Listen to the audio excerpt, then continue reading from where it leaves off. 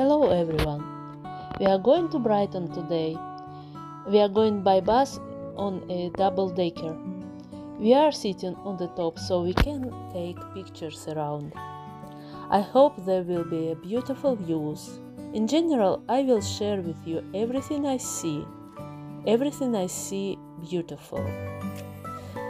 Well, the first thing we start with, it is of course our favorite royal Tunbridge Wells. This is a beautiful historic town in the county of Kent, in the south of England.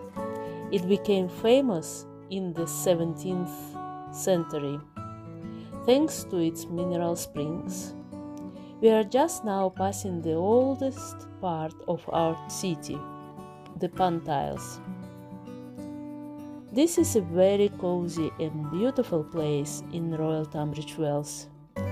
It was here in 1606 that a mineral spring was found, and the city became a fashionable resort for the nobility. Old houses with white colonnades were built in 17th or 18th century, and they still give this place a special charm. In the summer, there is often live music. Here, concerts are held right in the open air, creating a special atmosphere. Tunbridge Wells ideally combines a rich history, nature, and modern comfort. This is a popular place for walking and cultural events. And these are very new buildings, built in the last 10 years. We are now approaching the outskirts of our city, and we are heading toward Brighton.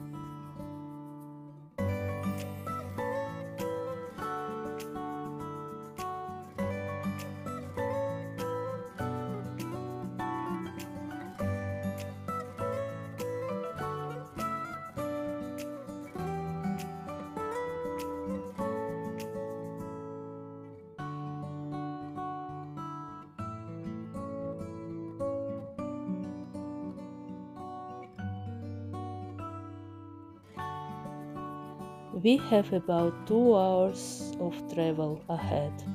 Of course, in this video everything will be reduced to literally minutes. Heading to Brighton, we drive through beautiful corners of England. First to Crowborough, a small town among the hills and forests, with stunning views and a calm atmosphere. Crowborough is the town where Sir Arthur Conan Doyle, the famous creator of Sherlock Holmes, lived and worked for many years. I used to love reading his books as a child, but I never imagined that one day I would live so close to this place.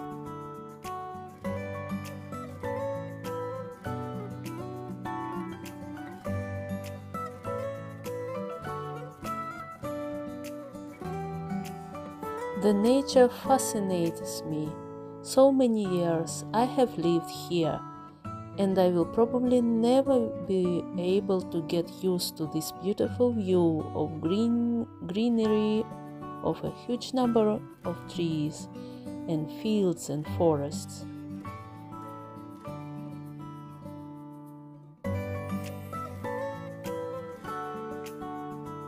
The next is Ackfield,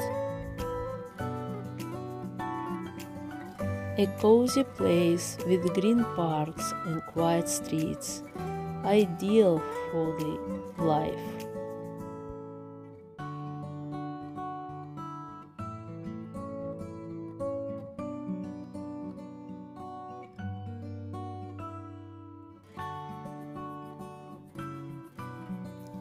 Nature around us are endless fields of green pasture and flocks of lambs grazing in the sun. English nature here is simply incredible. Soft hills, rivers, endless spaces create a feeling of calm harmony.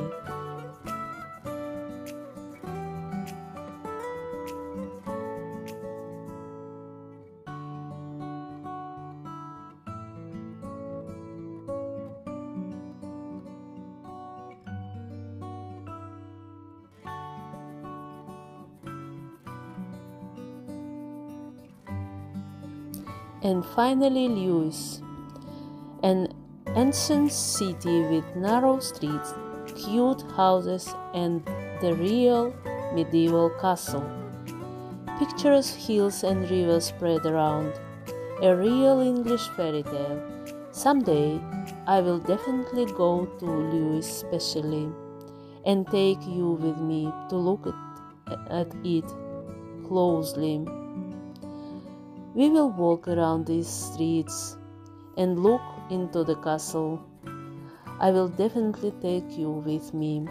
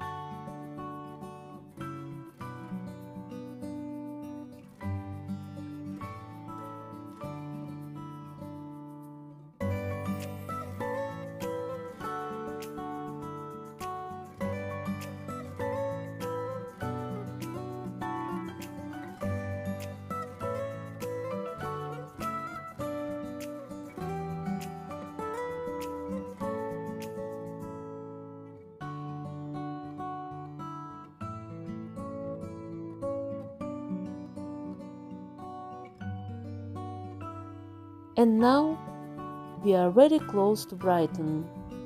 Our 2-hour journey is approaching to the end.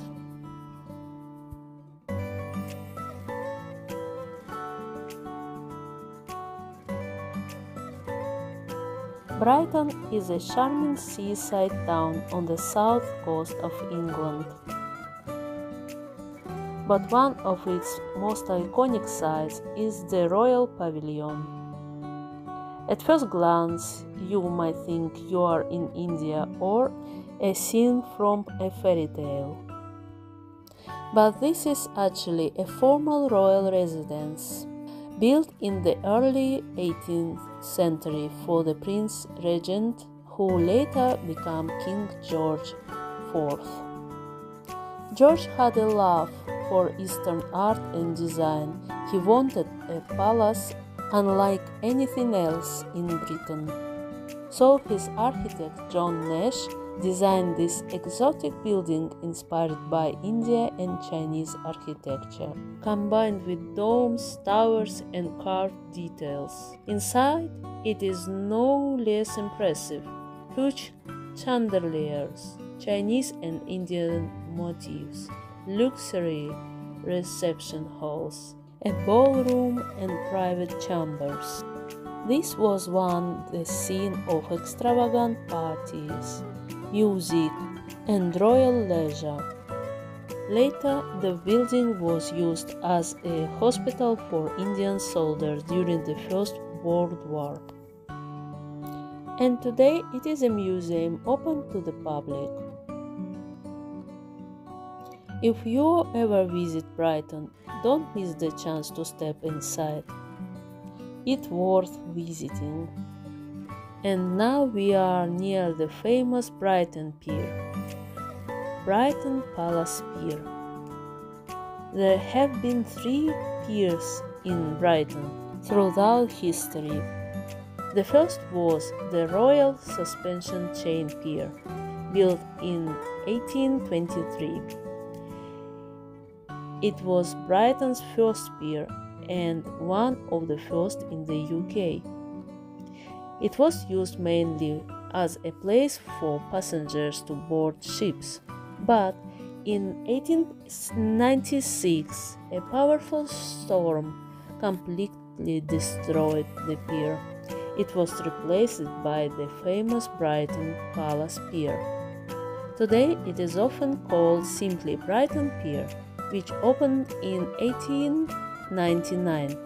This pier quickly became the center of entertainment.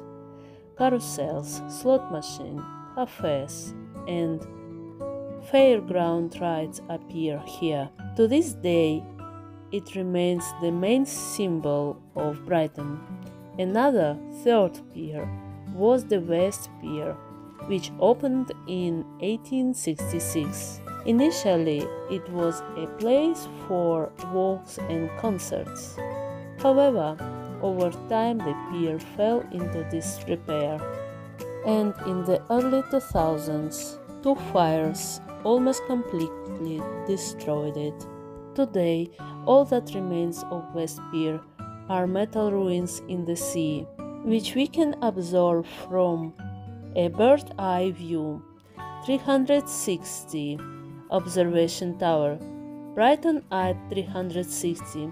It was opened in 2016 and immediately became one of the main modern attractions.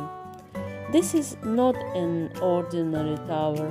It is a lift that slowly lifts you to a height of 138 meters above the ground. The glass capsule offers stunning views of Brighton and English Channel, the south coast of England, and even the far corners of Sussex. The project was created by architects who previously designed the famous London Eye. Brighton Eye 360 is called a vertical pier because it seems to continue the tradition of the old Brighton piers, but in a new format, up.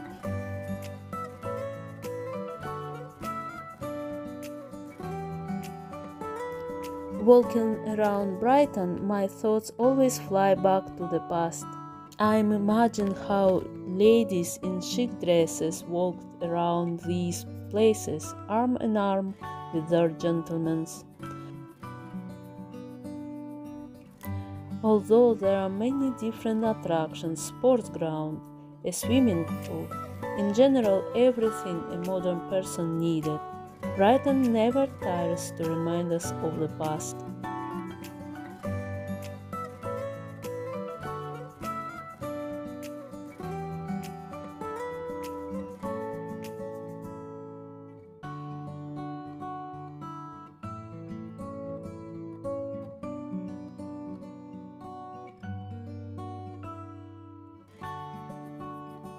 I want to tell you another one amazing and unique fact about Brighton.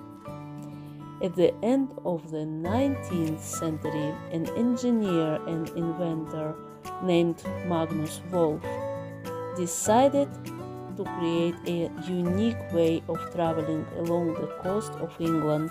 This is how a vehicle called Daddy Long Legs appeared. Daddy Long Legs. This name is actually the name of a spider, but it suited this vehicle perfectly. It looked like a tall house on four long metal legs that stood on rails laid directly along the seabed between the cities of Brighton and Rottingham. The platform on the top could accommodate up to 150 passengers and was driven by two electric motors.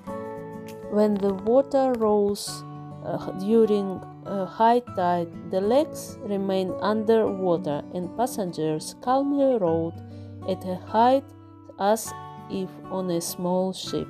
Daddy Long Legs were even equipped with lifebuoys and flags like a real ship. The project was incredibly bold, but did not last long, only 5 years.